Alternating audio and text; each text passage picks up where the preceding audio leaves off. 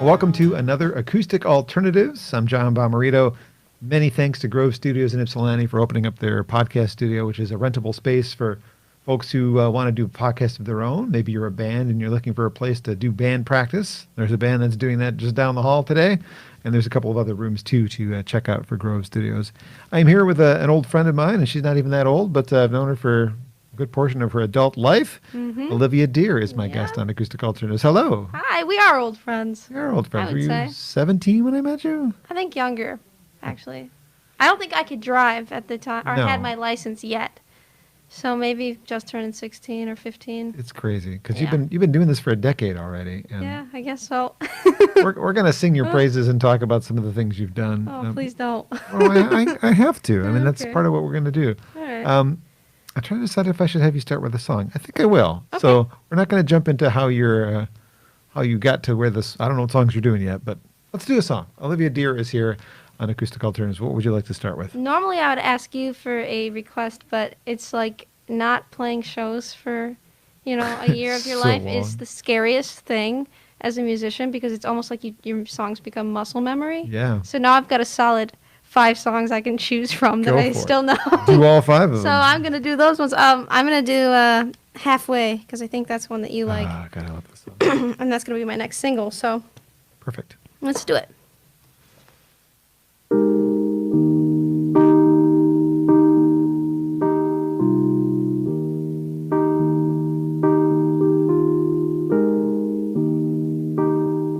Crying in the car ride home. I can't tell you why. The end of us was visible from the starting line. You lower your voice to match mine, and I physically feel the drop. We sit in the quiet for a long time. You're about to get up. Don't let go of me. Don't let go just yet. Don't go, I can't love you halfway. You can't hold me halfway. We can't fall in halfway. Can't spell it out if we can't read, can't hold on if we've got nothing. Now we're nothing.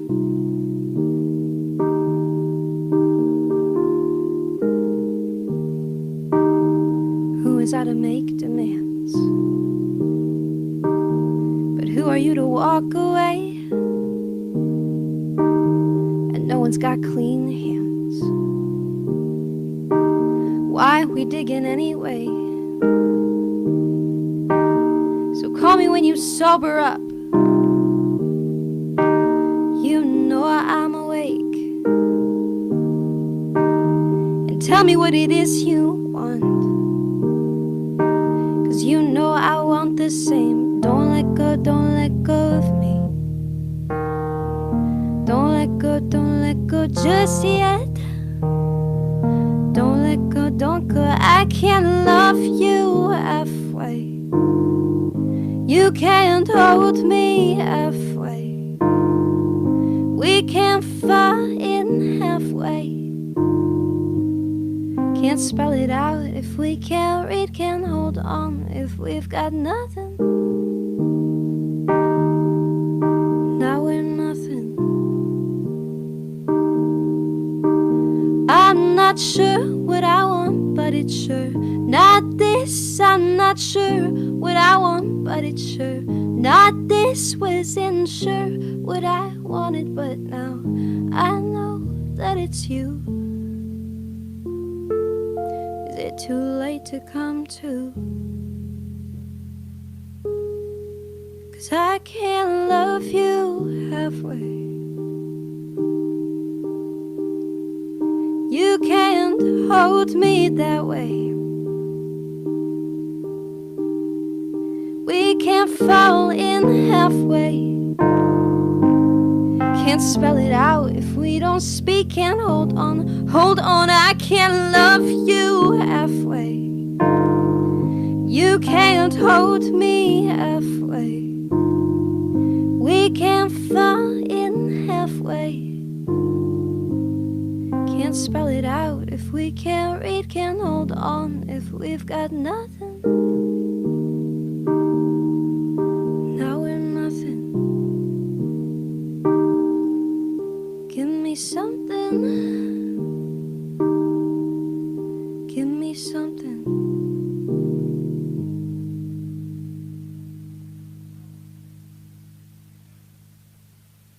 A new single from Olivia Dear. It's called Halfway on Acoustic Alternatives, a song that will be released. I don't know exactly when.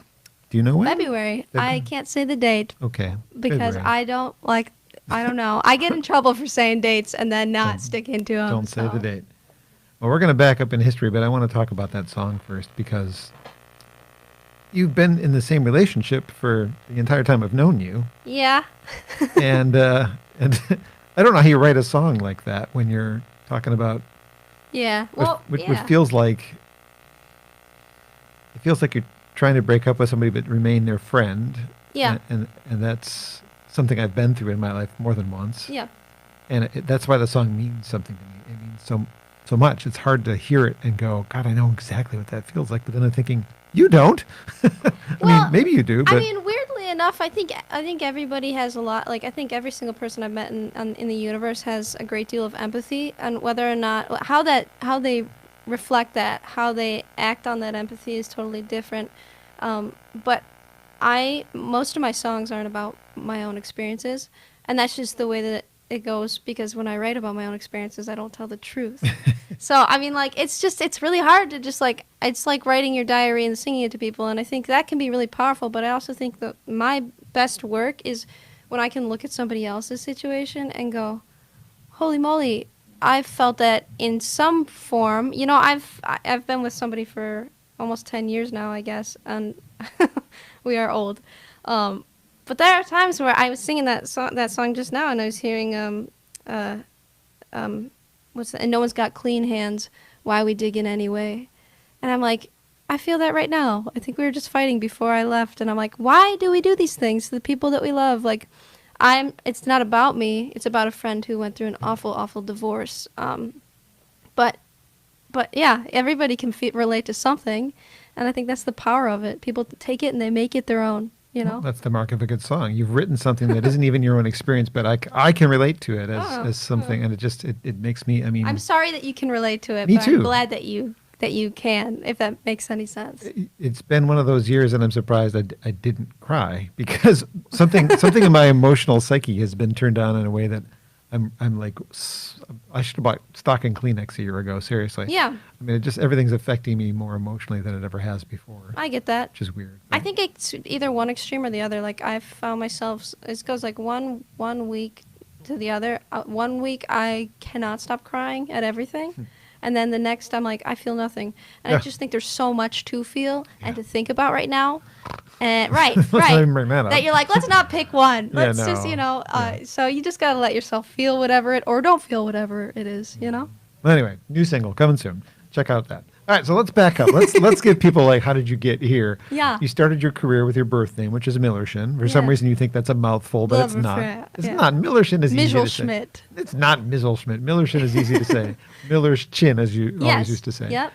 And you had your first single at 14, or is that when you just started playing out? I think I had my first EP out at 14. It was called Planted. It's now secretive. It's nowhere to be found. I've got it. You have it? Yeah, you gave it to me when I met you. Oh gosh. Why? I was 14. Yeah, when I made that. No, but it's good. Yes. I saw Promise. I mean, well, you were the only person. I was not the only person. I wasn't even the first radio visit you made. I was like your second or third. But yeah.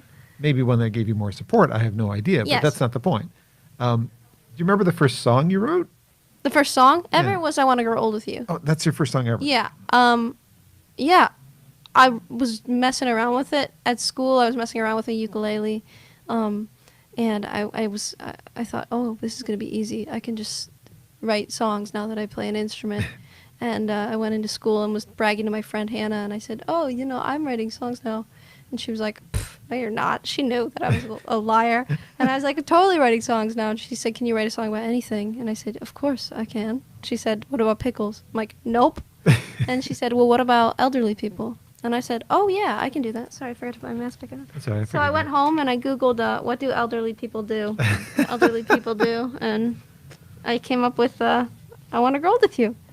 And I've actually played that song at a wedding before. So the first song you ever written, I've DJ'd a wedding and played it. I've sung it at probably 200 weddings. Yeah, it's great. I love weddings too, so I'm like, hey, why not? Pretty good start for a career. Yeah, little kid. I know, and you've had some pretty cool things happen to you along the way, which we'll get to in our conversation. So if that's the first song you wrote, what is the newest song you've written? The most recent one, I write a lot of hooks, like a lot of choruses. They're just ideas, starts to songs. So I wrote one last week about.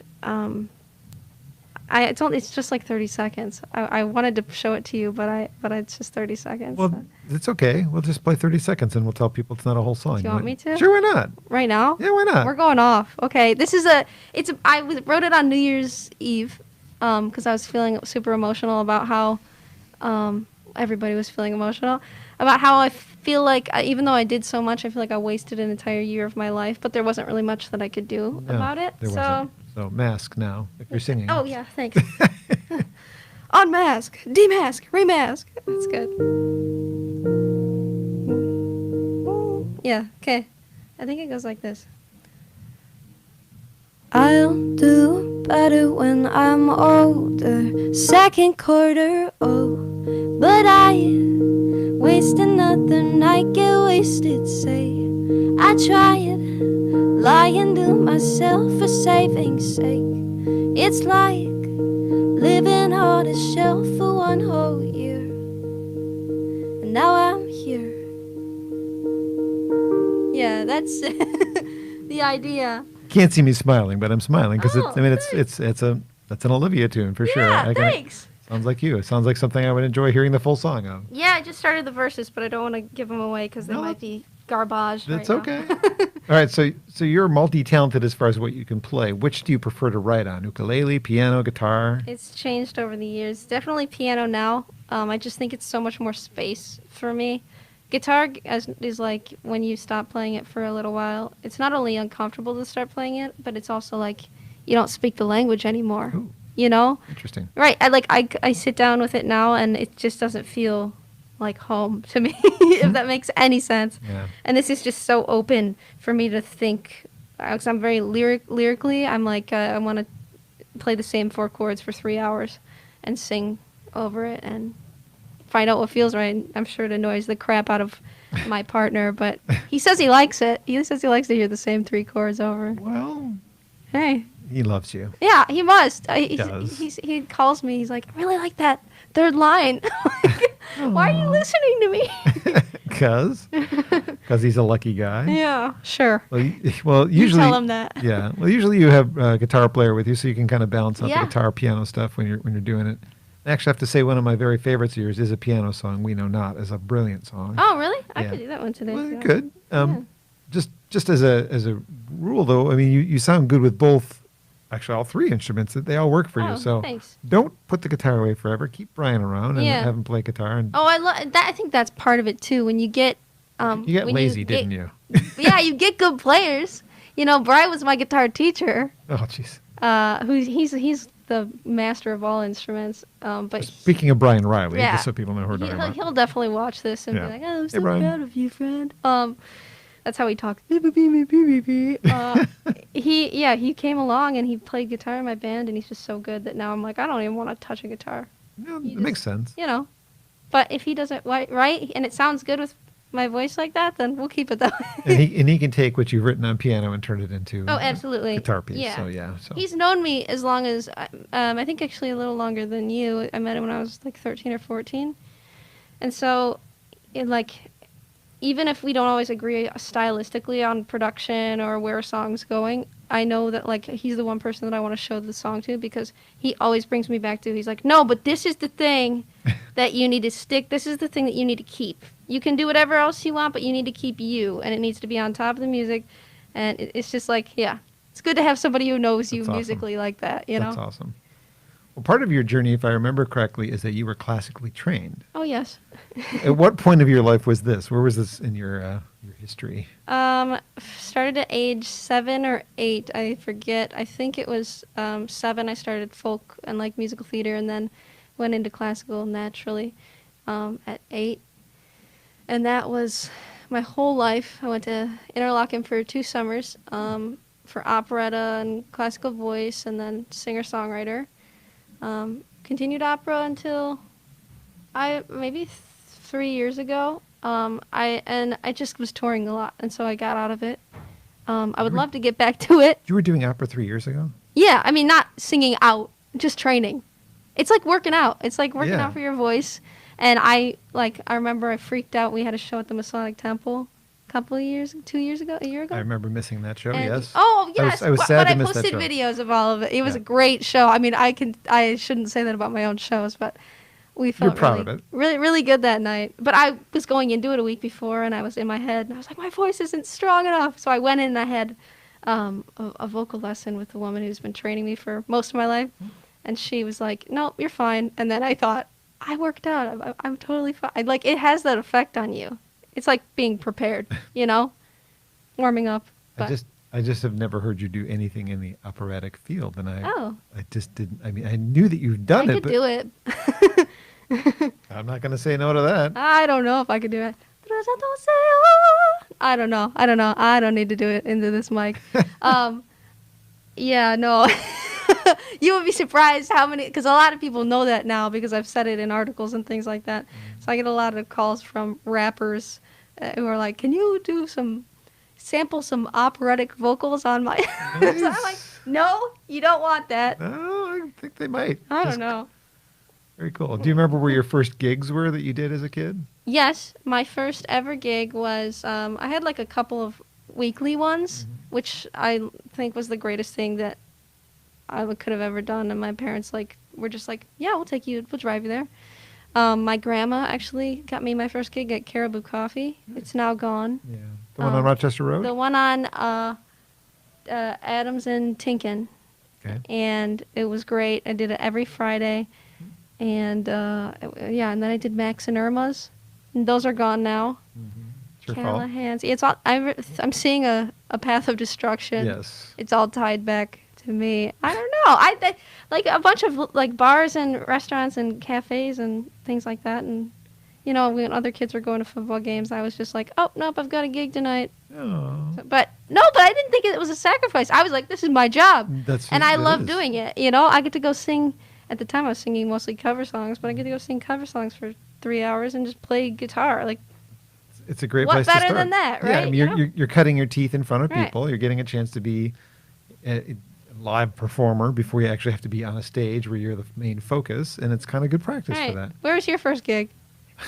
I'm not a musician, but I know, but you as a mobile disc jockey, I really don't DJ, remember. I I remember guess, whose wedding it was. It was my cousin Doug's wedding, but I don't remember what hall it was in. That's Unfortunately, cool, though. A wedding. Hey.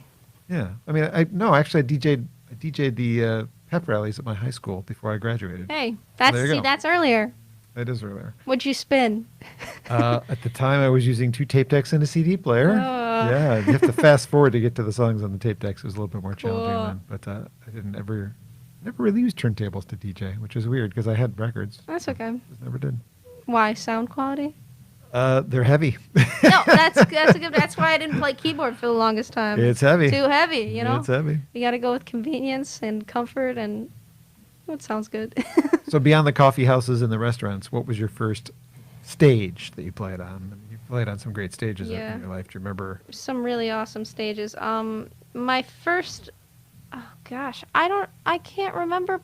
I know there were a couple of festivals. It was really grassroots, the way that we made connections and got gigs and things like that. And I wouldn't change it for the world, but we'd meet somebody's cousin and then they would get me on a festival. So one of the first ones was the Loft in Lansing. Yeah. I played a festival there with a friend.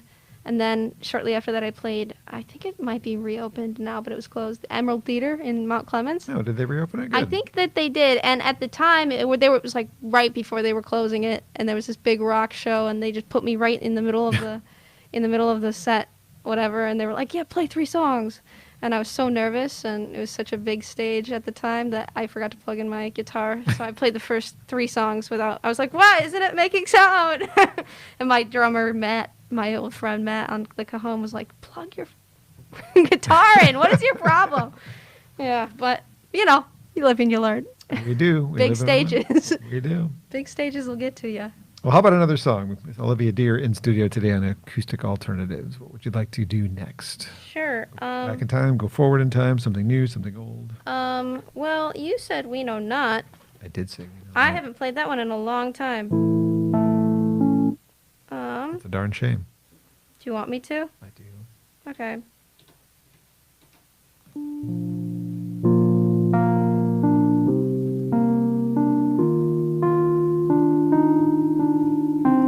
Oh, Mask. Yeah, this is gonna be fun. This is like a test, but an emotional one. Amen, I said from the 3rd row. Off to bed by 10, it's all that I know. And I'm too young to die, but too old to cry, that's what I'm told. I'm too young to think that there might not be a tomorrow. Tomorrow. I'm buying my time for now, 'cause it don't cost much when we're young, but I'm losing my sense of how long I have left. When we're young, we know not.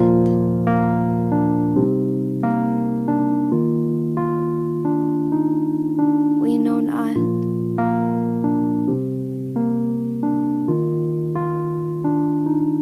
Wear your coat, she said, don't want you to freeze. I know, I said, 'cause I'm smart as could be. But I left it at home so I could prove I'm not weak.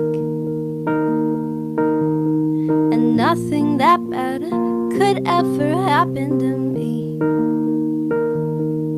Happen to me. I'm buying my time for now, 'cause it don't cost much when we're young, but I'm losing my sense of how long I have left. When we're young, we know not.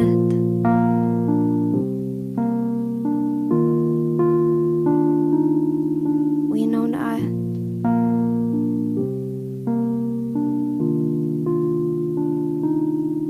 I'm buying my time for now, 'cause it don't cost much. But I am still losing my sense of how long I have left. When we're young, we know not. Great tune from Olivia Dear on Yeah, Acoustic oldie. Altars. Oldie. Well, not that old, Oldie but but a goldie. Well, I guess I wrote it. When I put that record out. Well, that was a while ago. that Yeah, was for sure. 2016. Yeah. I think I wrote it at 18. So how? Oh gosh! Oh my gosh! It is old. Stop. Stop. They're making me feel old. Right. So that was what, 7 years ago? Yeah. So there's an official video for that, and there's also a performance video of that. That Yes. performance video, I think, does Bob Murvack play keys on that one? I did. You did, okay. I played it on a rooftop with James on trombone. That's right. Playing backups, weirdly enough. Yeah. Yeah. Well, it worked though. Yes. Well, And that one's available on your current website, because you Yes. have had a couple of websites over the years, and we'll get to the Yes. reason for that as we continue through your life, as we look at the life of Olivia Stay Dear. tuned for Stay what's tuned. next. Oh, my goodness. So have you actually ever held another job other than musician? Like, did you ever do anything that wasn't musician?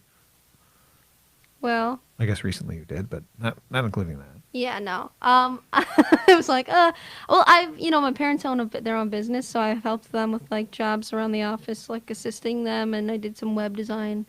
But that was just like fun things. No, music's always been the job, though.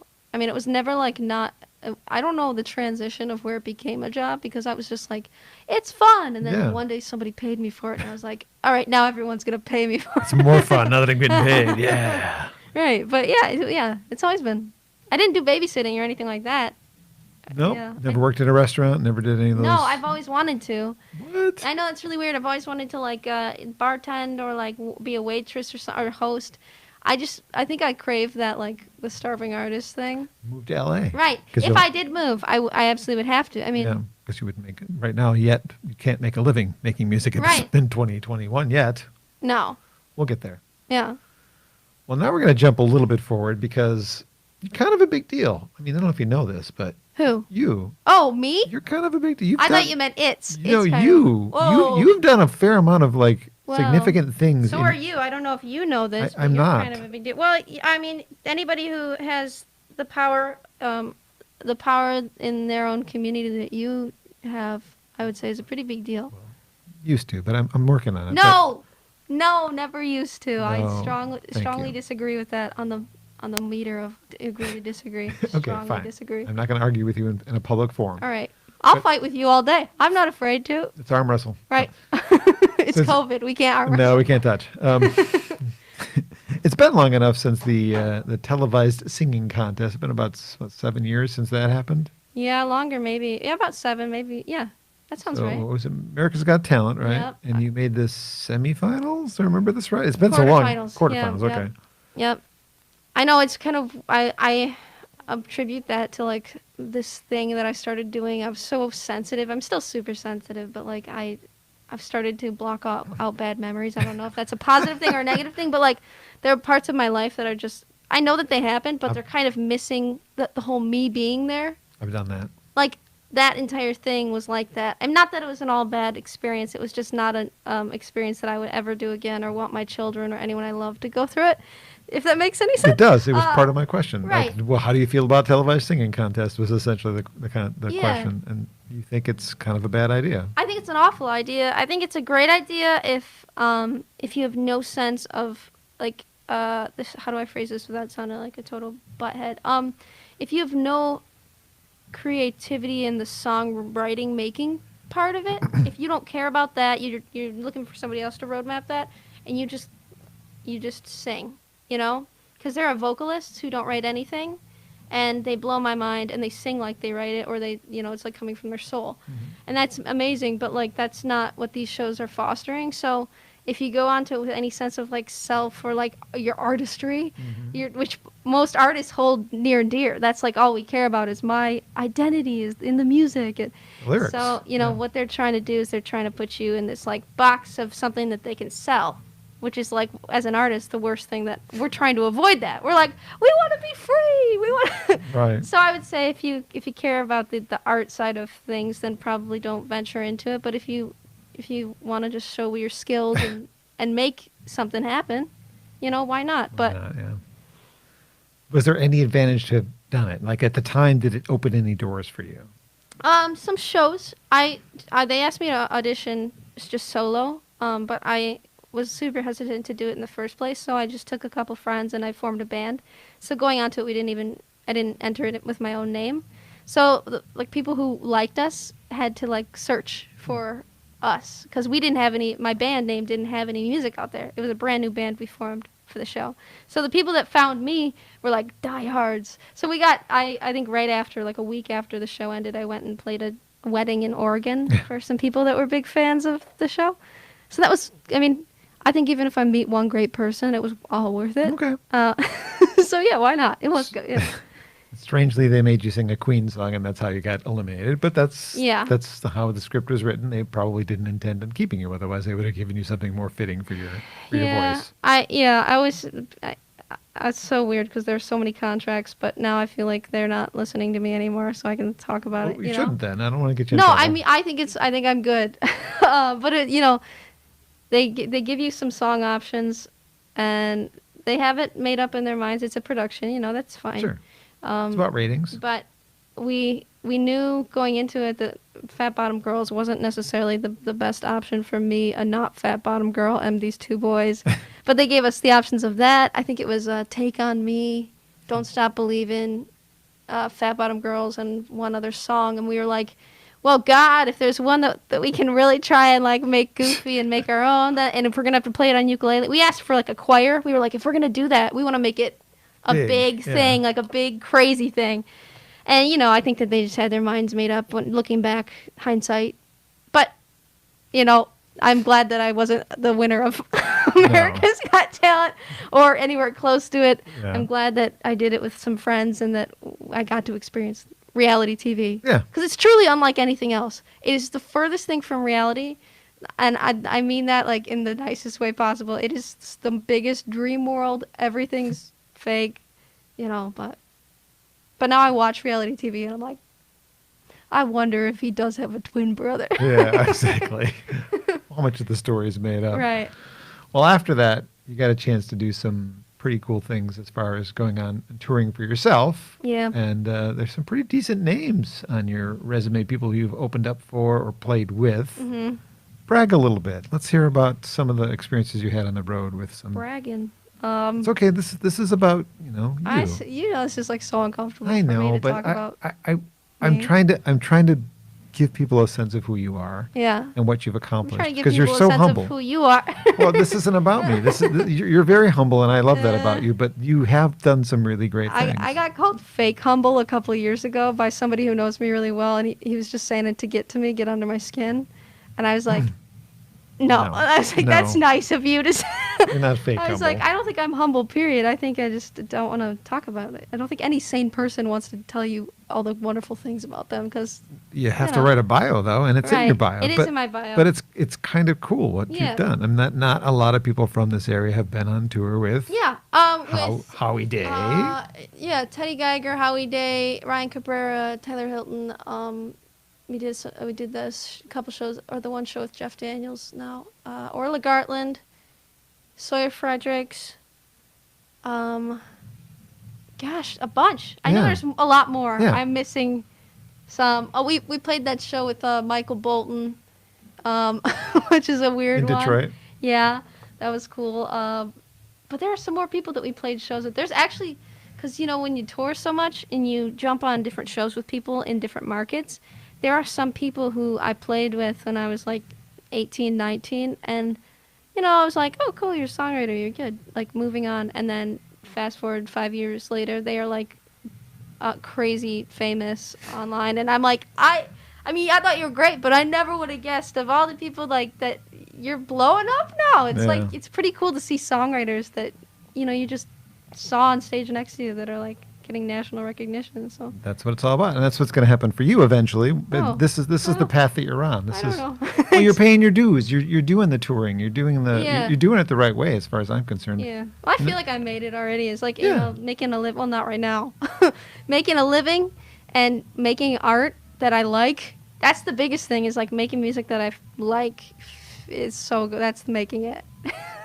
You know, sounds cheese, but that's the truth. Yeah. You know. It's like doing a job that you love. You're like, all right, that's what that's supposed to feel like. Of all the people that you did the touring with, I think Sawyer Fredericks might be the only one you actually did a recording with. Is that correct? Yes. Yep. That was actually set up before we even went on tour together. I met Sawyer through Mitch Albom because we were both on this soundtrack that Mitch Albom had an accompaniment to one of his books. Mm-hmm. It was all themed about music. So Sawyer wrote a song for the book, and then I was the one local Detroit artist that Mitch put on the record, and, which is really cool as well. Which is really, really cool. Yeah, I don't think about these things much, but it was really cool at the time. I mean, Tony Bennett's on that record, Ingrid Michaelson's on that record. I mean, it's an awesome record. I own that CD. Yeah, it's good, and we were just lucky to be on it. But I heard Sawyer at the release event that we did at the Fox, and kind of talked to him backstage. You know, I'm very like, hey, friend, how you doing? And I think he likes that I wasn't like, oh, sorry, you were on The Voice. Right, and I became friends with his mom, and we were just hanging out backstage, and so I kept in touch with them, and when I was recording the record in New York, the song wasn't even a duet, it was just a solo love song, and I texted his mom, and I was like, do you think Sawyer would want to drive to New York? Because they were like 3 hours from New York where they lived, and she's like, yeah, we'll come to New York, when do you want us there? I'm like, next week, so... Nice. They came drove in. They had never been to the city. They live in New York, but they had never been into the city. And they were like, "This is our first time in Brooklyn." Like, wow! So it's kind of cool to actually get to know them before touring and have him on the record, you know. So it seems like you would have done more collaborating in your career than that, but you just recently did a collaboration. You were a background trio vocalist. Oh, yes. A really cool recording Oh, of my gosh. one of my favorite songs, Kenny Loggins' Yes. Celebrate Me Home. Tell me about that. It was really, really it's weird to collaborate right now more than ever, but I've done a lot of like random collaborations, but we don't like trade names and things like that. That one was one that came about because Ray Williams is another artist on this same grant program that I'm on, and she's a really wonderful songwriter, vocalist who lived in Nashville for most of her life, but is from here, moved back here. She got called by one of the news stations to record a Christmas song this year, and she's like, I don't really want to do it alone, and that's kind of how she talks. I don't really want to do it alone, and I was like, you should do it alone. You should definitely do it alone. And I'm always throwing songs at her because she's got this big country star voice, beautiful voice. And I said, you should sing Celebrate Me Home by Kenny Loggins, because that's one that I've done. But my version is so understated, and that's just the way that I like to deliver songs anyways, because it's me. That's you, yeah, for You sure. know, it's my person. It wouldn't sound right if I was doing anything else. And so I was like, I want to hear her version of this. She said, I'm not going to do it alone. Like we should do it. And I was like, if anything, I'll sing backup vocals. I don't want to take a verse. I was just like, I just don't, with our voices singing the same song, it doesn't make sense. So then Tasha Owens, who's a really amazing blues singer from here, she's super well known in the area for blues, is her world, you know. She came onto it and did a verse. She was great. And they just, you know, killed it. It's so funny because they always think, the two of them are really good friends, and they always say, oh, we've got such similar timbres to our voice. And then I got in the studio with them, and I was kind of like directing and whatever, you know, me bossing people around. And their voices are so different. It's just cool to hear so many, nobody sounds the same. Even if you've got a similar range, you got a similar style, everybody's got their own thing, and I don't know. It was a cool video. Yeah, it was fun. It was fun to be a part of in any sort of way. I was like, I don't know if I want to do it. She's like, you're doing it. I can't forget the other collaboration you did, because the first guest on Acoustic Alternatives from the Grove Studios was Chris DuPont. My favorite man. Yes, I Yes. love Chris DuPont. Ypsilanti's own. So we can't forget that Retrieve is now available He and with I your are supposed vocal. to be writing, doing an online writing session soon. Can't wait for that. Yeah. Any other artists you want to work with that's on your list, whether they're local or national or international? Oh, tons. I mean, a ton. Are you pursuing any of them? Some of them. A lot. I sent out a message last week that I wanted to do some Zoom writing sessions because I've gotten some done and they worked. Cool. And so I wanted to write with some local people in that way. So there are a bunch of great producers and vocalists out of Detroit right now, and just want to mess around with that.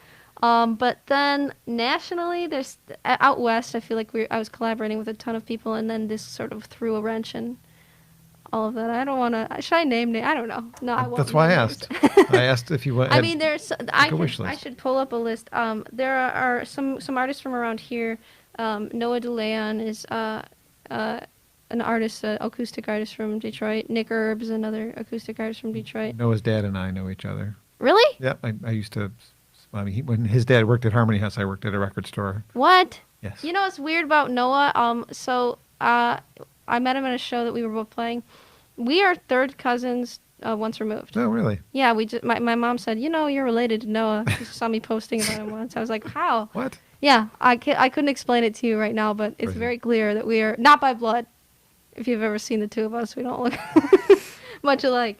But he's really a talented producer and talented songwriter. There are a bunch of great songwriters out of here. There's a bunch of great vocalists, females too. Kylie Rae Phillips. I mean, Yeah. you guys Kylie should Phillips. work with Kylie. It'd be good. You've been saying that for years, but it's hard right now. It is hard right now. Well, I'm trying to think of people, but it's okay. I made a whole list of people last week.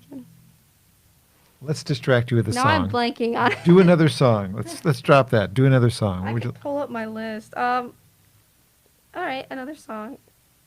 Let me think about this. There's a lot of people out of Assemble Sound too. I don't know if you know Assemble Sound. I'm aware of the name, but I don't know Yes. the people. It's a collective in Detroit, and it's mostly the young people, and they're younger than me. I feel like Mhm. everyone's so hip and young. I'm an old lady. But yeah, tons of people. If you want to collaborate with me, give me a call. This is the advertisement. I've got some really sad lyrics I could give you, but Oh, know. please. Oh, jeez. I came up with one today that was really sad. Nah. Not right now. It's too sad. I'm going to do better, if that's okay. Yes, and that'll lead us into our next topic. Perfect. Because this is the song that just released, the acoustic version. Yeah.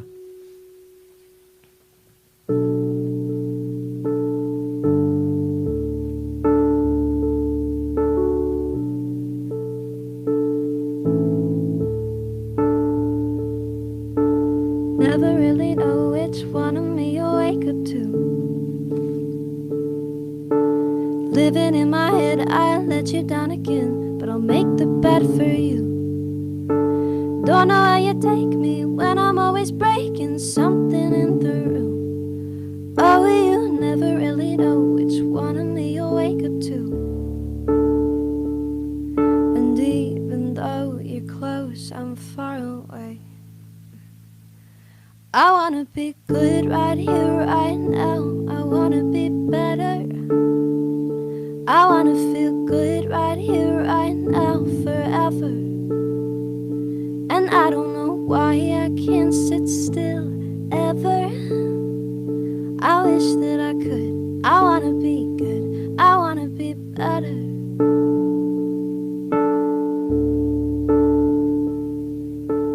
I don't really know what day you're gonna change it to. When you had enough and finally call it off, leave for something new. You say you're here to stay and you like me this way, 'cause you're the same way too. But I don't really know what day you're gonna change it to. And even though you're close, I'm far away. I wanna be good right here, right now. I wanna be better. I wanna feel good right here, right now, forever. And I don't know why I can't sit still, ever. I wish that I could. I wanna be good. I wanna be better. So I light myself on fire again. You come around and put it out like you can. Do you see me right now? Does anybody see me? You say yes. And I want to believe. I wanna be good. I wanna be better. I wanna feel good right here, right now, forever. And I don't know why I can't sit still, ever. I wish that I could. I wanna be good. I wanna be better. I wish that I could. I wanna be good. I wanna be better. I wish that I could. I wanna be good.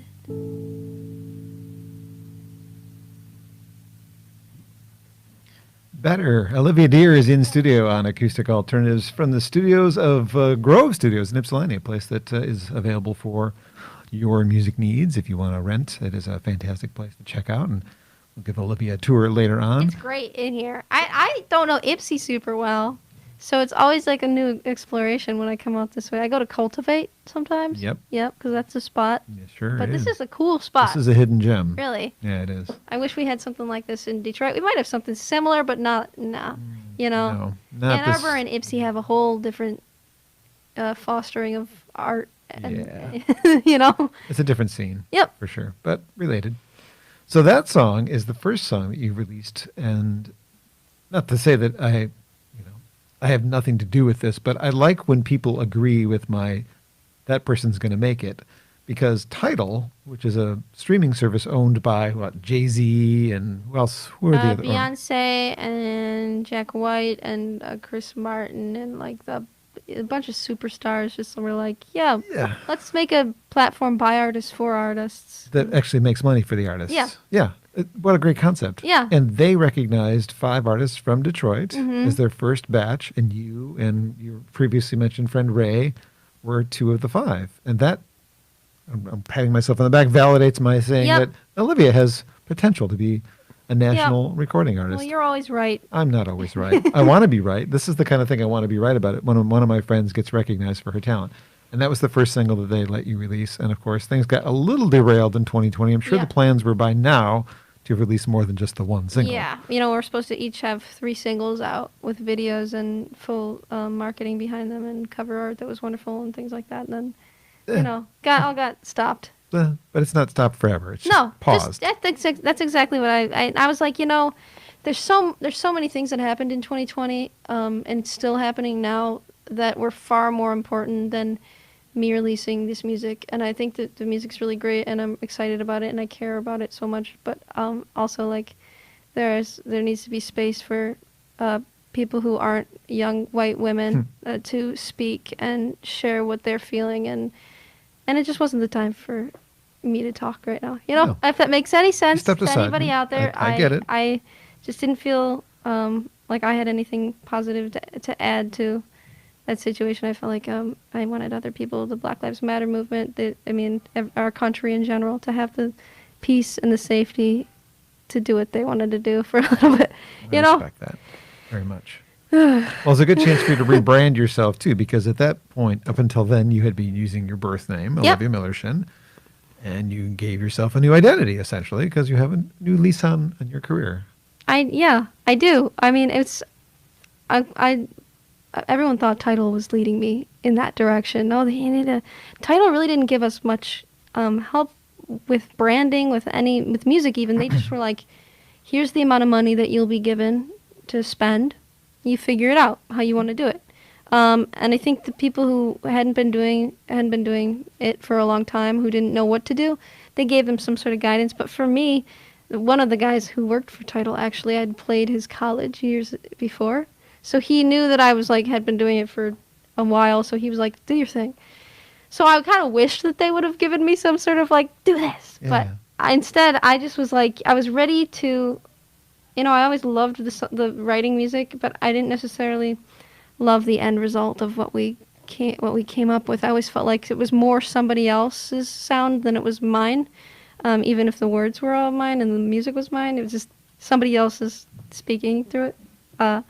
So with this stuff, I really just wanted to get the production right, release the fully produced, more pop versions. Olivia Dear is a more pop songwriter project, but then also release the demo versions, the live versions. So that's what we just released with Better, was the live version, which is just how we wrote it. It was kind of a sad song. Yeah. And then I showed it to a friend, and he produced it into this still sad but danceable song. Yeah, I was going to say, it's kind of an atypical thing for you, but it sounds great. It works. I mean, they may have pitched your voice up a little bit. I can't tell for sure. But it was 2 keys higher, which I could do, but I told you already, I'm just way out of practice. It's usually, I haven't played it though. See, never really know which one of me you wake up to.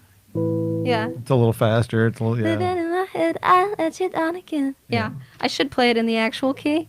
No. But I'm being lazy right now. No, because people can seek that out. Yeah, you gotta find it. It's out there. Well, Yeah. once Tidal had it exclusively, does it eventually go into the other streaming platforms? Yes, then? they get it for 30 days, and then it was not exclusive on January 8th. Okay. Yes. So there you go. Yep. Well, over the course of your career before that, even up to that and probably past that, you've done multiple TV, multiple radio appearances. Does that stuff make you nervous at all? Do you does it bother you, or is it just part of your job? That stuff is, well, it depends on sound. Sound is different everywhere you go. So if I don't have somebody mixing it, running the EQing my voice in the way that I like it, and then I get nervous. If it's a new song that we're not prepared for, I get nervous. But for the most part, that stuff is easy. The stuff that I get the most nervous for, before all of this live streaming things happened, were the gigs that I didn't feel like I deserved to be on that stage. So if I was in a venue where I was like, I haven't paid my dues, I don't deserve to be here, I'll make myself feel bad, and then I get nervous, But I think that's probably not unusual. For artists, you sort of talk yourself in, talk yourself out of these situations. because it's weird. If you think about what you do too much, like, and the people just like listening to your words coming from your head, it's kind of wild, the human experience. It is a little bit. You know, but the cool thing is like the people that like it are going to like it, and the people who don't, like, don't need to listen to it. And it's free. I've often thought about bringing that topic up in an interview with somebody, you know, super well known. Like, have you ever thought about how weird your job is? That your job is to sit on a stage and people stare at you and clap when you're done doing your thing. Like, people at Burger King don't get clapped for serving their burger to you. No, it's a social experiment. Right. It's very weird. Yeah, it's really weird. I mean, they're like, I think concerts in general are just weird. Like, big concerts. I went to my first big concert like just a couple of years ago because I was so used to going to my friends' like nice intimate shows. People screaming in the middle of songs. Yeah, what is that about? Like, what are you doing? Did they do that when we went to see Ingrid together all those years ago? I think they might have, actually. Where was that? Was that at Hill, I think. It was Hill? Yeah. They did, but a lot less than Royal Oak, when I saw her at the Royal Oak Music Theater. Because it's just that, it's a lot of times it's the room more than anything. If it's seated or standing, and It is crazy stuff. Well, speaking of TV appearances, you've been dabbling in another realm, from what I gathered. And I just recently saw a show that you did for 20 Front Street, the great venue in Lake Orion. It sounded and looked awesome. That's the experience with 20 Front Street has been among the best live streams that I've seen. They do amazing work, really, with sound and video. I felt kind of bad about that one. That was when I did. Those are the things I get nervous for, is those live streams. It was great. Those for some reason, I don't know what it is. It's the fact that there's no interaction. You know, it's just you talking to yourself, and you get done. But they made it sound look great. So we were just lucky that they asked us to do it. But during the show, I learned something, that you'd been doing song placements in apparently Hallmark movies. Yes. Did you ever figure out what movies the songs were in? No, still don't know. Oh my goodness. But I do know that they're not placed until next holiday season. Oh, so my mom and dad were watching nothing. all of them, and then I found out probably a week before Christmas that it wasn't until next year. And my mom's like, I wouldn't take it back. You know, she was gonna watch them anyways. But have you had other songs placed in TVs and movies? You have, haven't you? Yeah, quite a few. And Better hasn't been. I haven't pitched it, so it's like a lot of times network executives or like nowadays streaming platforms, Netflix and Hulu. You have to pitch to them. They don't just find music that they like. That used to be it. You know, that's how Grey's Anatomy was making artists. Yeah, for really, sure. For a while. You know, Ingrid was, Matt Nathanson. A lot of people were. Which is really wonderful. It's a great way to do that. Now playlists do that for artists. I guess it's the same sort of world. But yeah, no, the new new music in general hasn't been pitched anything. I'm excited to actually pitch it for things, because I think that especially the instrumental versions are going to be able to be one size fits all for a bunch of. So that's something you do yourself. You don't have like a person doing that for you. No, in the past I've had a company. I was signed to BMG licensing in New York, and that's really great if you find the right fit. It's like a label. If you find the right fit, then it works for you, and if you don't, it's like you go by the wayside. You know, if they're representing you and Nicki Minaj, it's like one of them's going to get more attention because obviously that artist is making more money, for them, and that makes total sense. But you need somebody who's like, I believe in this project and I want it to be heard on all of these things. Yeah. So did the songs that you wrote for the Hallmark Channel things, were they Christmas songs or were they just songs? Okay, so do you plan a Christmas album at some point? Hoping to do a 4 to 5 EP next year. I should have just done it this year, but this year. Oh it's my 2021, goodness. I know. Oh. So later this year. Oh gosh, You're it's gonna happening. You're going to do your own version of Celebrate Me Home, aren't you? Yes. God. Yes, I'm definitely going to do that. It's one of my all-time favorite songs, period. And yeah, I am ready to. I remember I was at the Ark. We did the Ragbirds Christmas show, and I sung that song, and I was terrified because that was one of those I don't deserve to be here. Yes, you did deserve situations. To be there. But I sung, please celebrate me home, the first line, and I heard all of the Ark room go. Yep. Collectively, and I thought I'm hearing things, and I get off stage, and Aaron goes, they all went. I was like, I need to sing that song more. That felt so good. That's cool. That's cool. It was cool. I was there. That's the stuff I miss. Yeah. Like, that's the. I mean, not just somebody liking what you do. It's just the fact that you do something and then they react. Like, that's what we crave. Craving that No again. doubt. Right? Yep, for sure. Olivia Deer is my guest on Acoustic Alternatives today. We've talked about a lot of things we've done, but she's done something else that a lot of my other fellow musician friends haven't done. A children's book, too. Oh, like gosh. a children's book that goes along with a song that you just like randomly wrote one day. You're saying all these things. I forget that I did all these You did a lot of things. It's been it was a long year. I forgot about my entire life before 2020. You've done a lot of things. Yeah. So the children's book, I mean, I don't know how well it did for you. The song was really fun and cool, and the book's really cute. It did really wonderfully. It was sold a bunch for holiday gifts. Well, the first year they put it out, Sure. and for birthdays and Easter, and then we did. I think it was like just over 50 school visits in Michigan, That's sweet. which was great. You know, because I don't have any like little nephews, nieces, or anything like Yeah. that. Well, now I guess I have James's family, but you forget like how kids are and how cool they are. Yeah. So when you get to like interact with them, you're like, this is great. Is that a thing you would want to explore again? Children's music or another No, book? absolutely not. But No. I mean, I wouldn't say no to it, but it's a lot more work than I thought it would be, and it's something that's totally different than music. You know, like selling your book in stores is having a product system. I think merch is overwhelming in general. Mm-hmm. Carrying that stuff, you know, I got to carry this thing everywhere. Yep. But hey, if it came about and somebody asked me to and funded it, sure. But until then, I think I'm just gonna stick to making records, That makes sense. right? Well, of all the things we've mentioned, there's one I still haven't mentioned Oh. that I think is the coolest thing that you've done since I've known you. Oh gosh, what is it?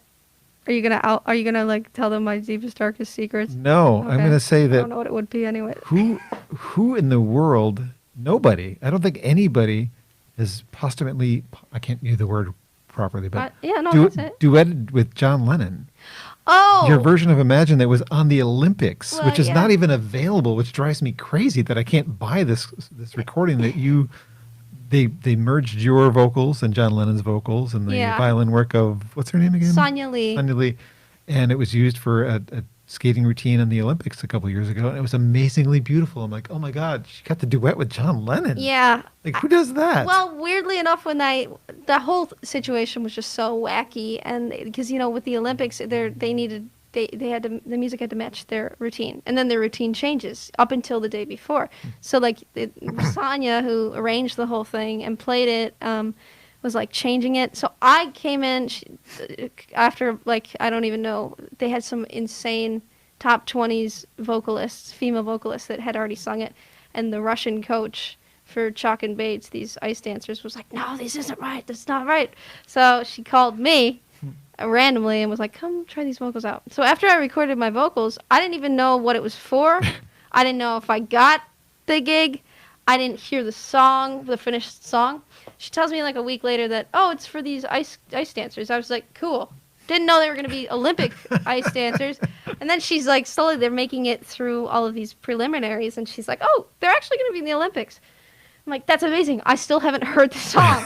So until I think there was the World Cup, or not the World Cup, I forget, one of the later rounds, I hadn't even heard it yet, and I just started bawling. 'Cause, I mean, to hear his voice alone I know. and that's one of my favorite records. There's an amazing documentary on Netflix called Above Us Only Sky, all about the making of that record, and it's just like, I don't the fact that they allowed me to be a small part of it. Surreal.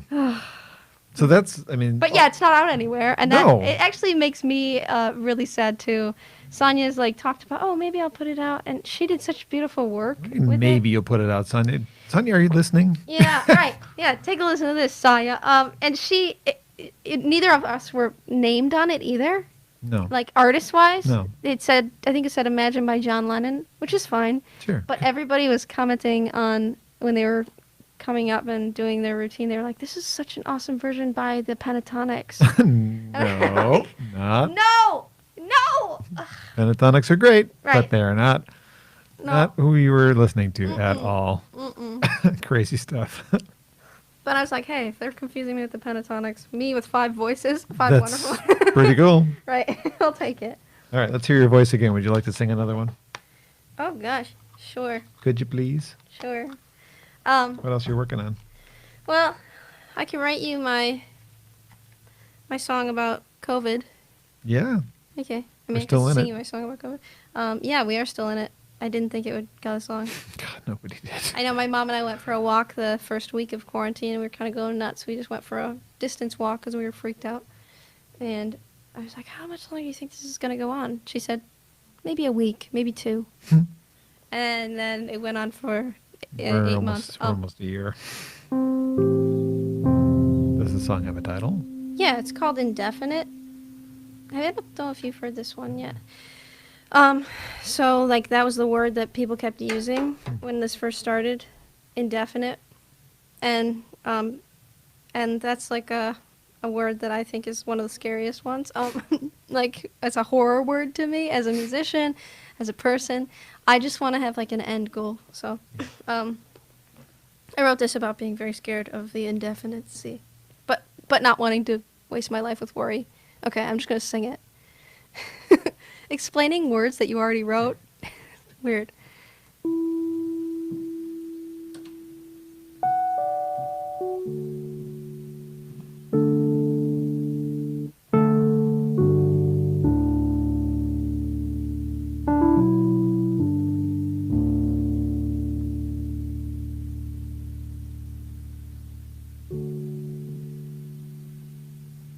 Sorry, I'm just thinking about the chords. All right, I got it. I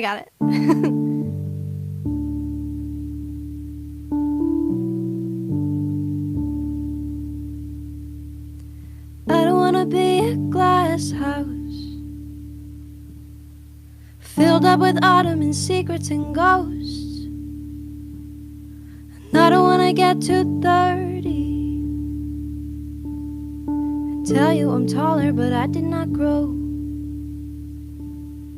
You don't wanna be a letdown, no. Kicking up leaves and calling home every other time you fall down, yeah. I have a bad dream, can't sleep alone.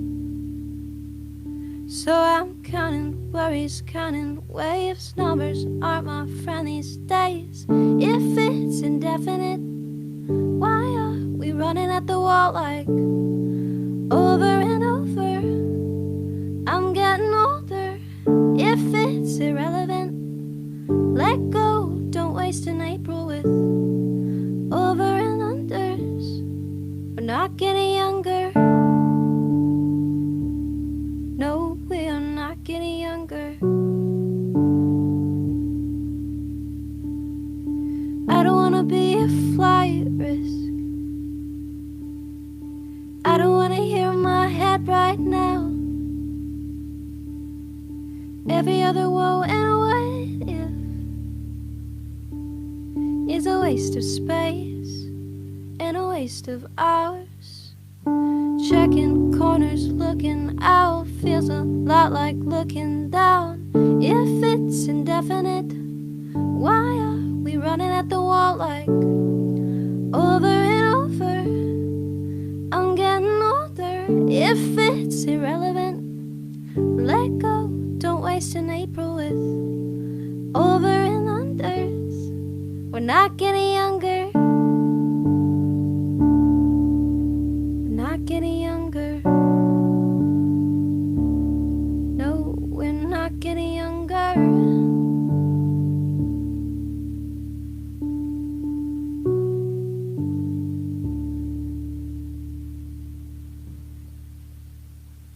Nice. Olivia here with brand new music called Indefinite on Acoustic Alternatives. Thanks for doing that. Thanks for debuting that song. It probably hasn't been played out yet, has it? No, not at all, actually. I played it 3 steps too high, actually. Oh, well.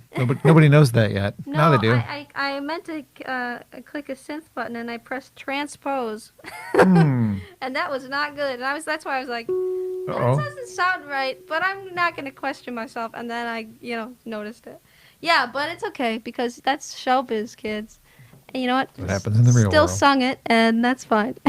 Well, that kind of leads me to the final questions I have for you about living in the pandemic. I mean, financially, this has to be challenging as a musician for you. How are you making it work? How are you doing? And what can people do to help people like you? Oh, Well, it was a really, like, I don't have any merch out anymore because of the switch from Olivia Millerson to Olivia Dear. So it's perfect time for this to hit. What did you do with the merch? Mean to not have anything to sell online. I have a little left, but not much. And I don't have the online store up yet on my new website. So like, I didn't have anything to direct people to that way. But immediately when it started, I've been touring for so long that I have some savings. Yep. I'm very lucky in that Yeah. way. Like, I think about artists that, haven't been doing the college market and things like that, which just saved my butt, saved James's butt too. But, he's got a nice job that he's working from home with. But I've been doing DoorDash when I'm bored, and that was like great. It was like $40 or $50 an hour, which not bad money, No, and it was kind of fun for me because it was about 2 months into COVID when I started to get a little bit more comfortable. I was wearing my mask, wearing my gloves, and I never got to do anything like that. So I was like, I get to go, pick up someone's food, and I took such good care of it, and I'd get tipped well because I'd like text them and say, if there's anything wrong, let me know. But COVID's weird. It's really weird, and that was like probably more for my mental sanity than anything that I did that, just to remind myself that there were other people out there. But it's also good financially because it's just something coming in. Usually this would have been my biggest season with the private events and the corporate events and holiday shows, which is big. It's big for all musicians, really, and we didn't have that. So that's, an entire year down the drain of money. But I'm a lot more fortunate than I think than most. If we have a house and we have food. Yeah. And so I can't complain too much. It's not a good year, but it's better than being broke. Yeah. Do you have to stop selling the CDs that you recorded as Olivia Millerson now that you've changed your name, or you got to reprint them with a new name? I've got all those. I'm not going to reprint them. I think that it's good to keep those separate. There's certain things. It was a little confusing to make the transition. But How'd the surgery go? Right. It was tough. Expensive and tough. No, but it was. Certain things you want to keep your numbers. Because I've been working on my YouTube for Exactly. How long? I don't want to start from zero again and tell people, please go follow my new. But other things, it was important that I start a new music page. But CDs, I think it's important that I keep the Olivia Millerson, Separate. right? Yeah, probably. Well, I hope that there's a way that they can continue supporting you with Tidal and giving you a chance to put out these singles. We've got 2 more to put out through that. 2 more, and then the acoustic versions of both of those as well. I'm setting up a Patreon now. Good. Because we're doing covers in the studio. They're like just my own versions of songs and doing some simple videos. And I didn't think that people would actually want to see them, but I think that I like to see them from other people. So I'm like, why not? If somebody wants to contribute, I'll have an Olivia Dear Patreon in the next probably couple weeks. Good. Yeah. This is another way people can support music that is important being made here in the area.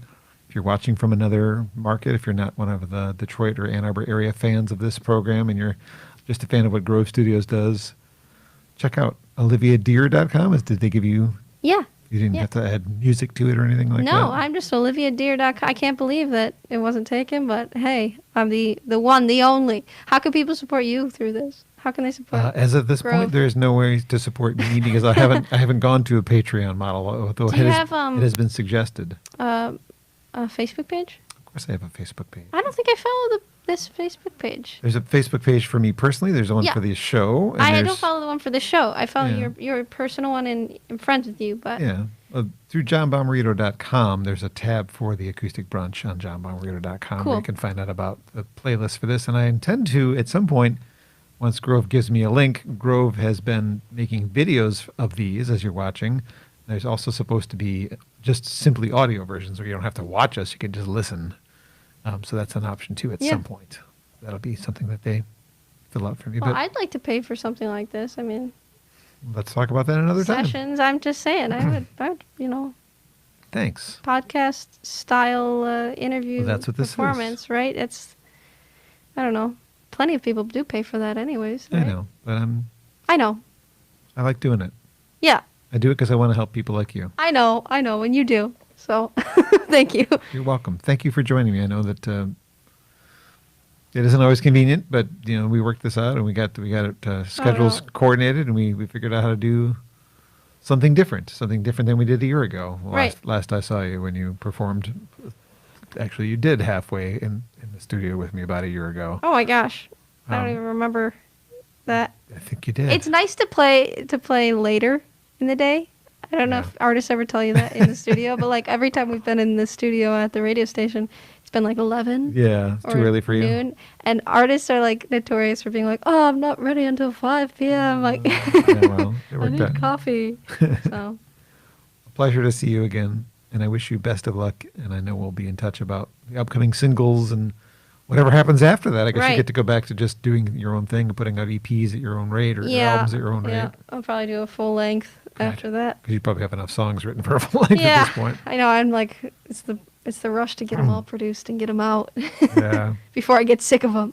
Yeah. OliviaDeer.com. Acoustic Alternatives has its own Facebook page if you want to follow that. And big thanks to Grove Studios for all they do for the local scene here and give me a chance to present my friends here in the studio. So thanks for joining us on the program. In a couple weeks, I'll have another guest to be determined. A couple have been contacted, and we'll have more information about that coming soon as well. Thanks, Olivia. Good to see you. Good to see you. Thanks for letting me do this. My pleasure. Take care, everybody. Bye.